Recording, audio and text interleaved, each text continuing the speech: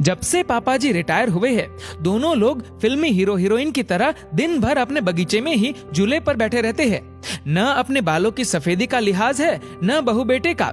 इस उम्र में दोनों मेरी और नवीन की बराबरी कर रहे हैं। ठीक है माँ, मैं आपसे बाद में बात करती हूँ, शायद सासू माँ आ रही है। सासू माँ ने बहू की बातें कमरे के बाहर ही सुन ली थी, पर नजरअंदाज करते हुए खामोशी से चाय सोनम को दे दी। ससुर जी के रिटायर होने के बाद कुछ दिन से उनकी यही दिनचर्या हो गई थी। आजकल सासू माँ अपने पतिदेव के साथ अच्छे से तैयार होकर अपने घर के गार्डन में अपने पतिदेव के साथ झूले में बैठकर उनको कंपनी देती थी। ये गार्डन, उस पर बीच में चाय के लिए एक टेबल और एक झूला, अशोक और प्रभा का जीवन भर का सपना था, जो उन्होंने बड़ी मेहनत से साकार किया था। ऐसे मनमोहक वातावरण में वहां पर लगा झूला मन को असीम शांति प्रदान करता। पहले दोनों इस मनमोहक जगह में कम समय के लिए ही बैठ पाते थे। प्रभा अनमनी होती तो अशोक बड़े जिंदादिल शब्दों में कहते, पार्टनर, रिटायरमेंट के बाद दोनों इसी झूले पर साथ बैठेंगे और खाना भी साथ में ही खाएंगे। आपकी हर शिकायत हम दूर कर देंगे। फिलहाल हमें बच्चों के लिए जीना है। बच्चों के करियर पर बहुत कुछ बलिदान करना पड़ा। खैर, अब बेटा अच्छी नौकरी में था और बेटी भी अपने घर शादी करके जा चुकी थी। रिटायरमेंट के बाद घर में थोड़ी रौनक रहने लगी थी। अशोक जी को भी घर में रहना अच्छा लग रहा था। पहले तो बड़े पद की नौकरी की वजह से कभी उनके कदम घर में टिकते ही नहीं थे, लेकिन अब दोनों एक दूसरे के साथ काफी टाइम स्पेंड करते हैं।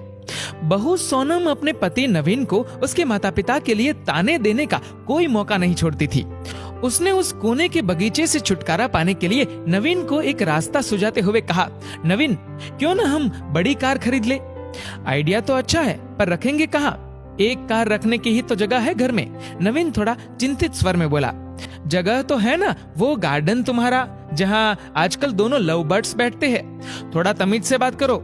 नवीन थोड़ा गुस्से से बोला, लेकिन फिर भी सोनम ने अपने पति को पापा से बात करने के लिए मना ही लिया। अगले दिन नवीन कुछ कार की तस्वीरों के साथ शाम को अपने पिता के पास गया और बोला, पापा, मैं और सोनम एक बड़ी गाड़ी खरीदना चाहते हैं। पर बेटा, एक बड़ी गाड़ी तो घर में पहले से ही है, और तो और इस नई गाड़ी को रखेंगे भी कहाँ? अशोक जी ने प्रश्न किया। ये जो बगीचा है, यही गैराज बनवा लेंगे। वैसे भी सोनम से तो इसकी देखभाल होने से रही, और मम्मी कब तक देखभाल करेंगी? इन पेड़ों को कटवाना ही ठीक रहेगा।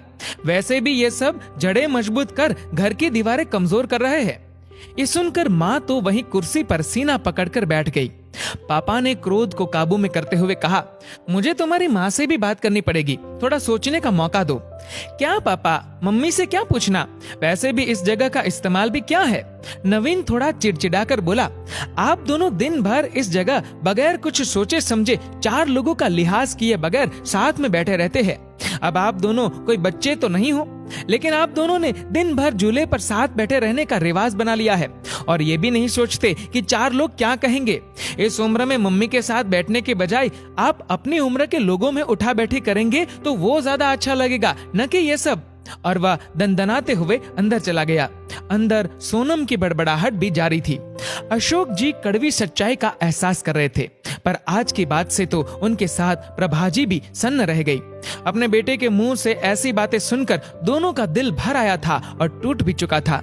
रिटायरमेंट को अभी कुछ ही समय हुआ जो थोड़ा सुकून से गुजरा था। पहले की जिंदगी तो भागम भाग में ही निकल गई थी बच्चों के लिए सुख साधन जुटाने में। अशोक जी आज पूरी रात उहापोह में लगे रहे। कुछ सोचते रहे, कुछ समझते रहे और कुछ योजना बनाते रहे। लेकिन सुबह जब वे उठे तब बड़े शांत और प्रसन्न थे। वे रसोई में गए और खुद चाय बनाई। कमरे में आकर पहला कप प्रभा को उठाकर पकड़ाया और दूसरा खुद पीने लगे। आपने क्या सोचा? प्रभा ने रुआंसे लहजे में पूछा। मैं सब ठीक कर दूंगा, बस तुम धीरज रखो, अशोक बोले।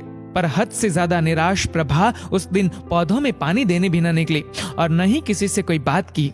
दिन भर सब सामान्य रहा, लेकिन शाम को अपने घर के बाहर एक बोर्ड टांग दिया जहां लिखा था वृद्धाश्रम।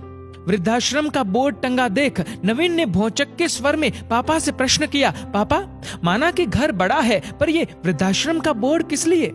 अगले महीने मेरे स्टाफ के मिस्टर गुप्ता रिटायर हो रहे हैं, तो वो इसी घर में रहेंगे, उन्होंने शांतिपूर्ण तरीके से उत्तर दिया। हैरान नवीन बोला, पर कहां?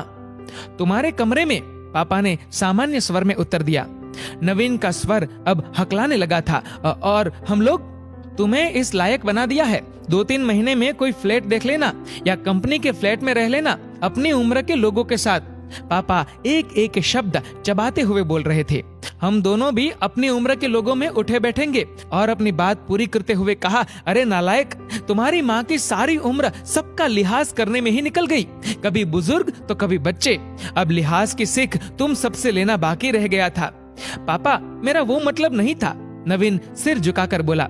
नहीं बेटा, तुम्हारी पीढ़ी ने हमें भी प्रैक्टिकल बनने का सबक दे दिया। जब हम तुम दोनों को साथ देखकर खुश हो सकते हैं तो तुम लोगों को हम लोगों से दिक्कत क्यों है? इस मकान को घर तुम्हारी माँ ने बनाया। ये पेड़ और इनके फूल तुम्हारे लिए मांगी गई न जाने कितनी मनौतियों के साक्षी है। तो ये अनोखा कोना छीनने का अधिकार मैं किसी को भी नहीं दूंगा। पापा आप तो सीरियस हो गए। नवीन के स्वर अब नम्र हो चले थे।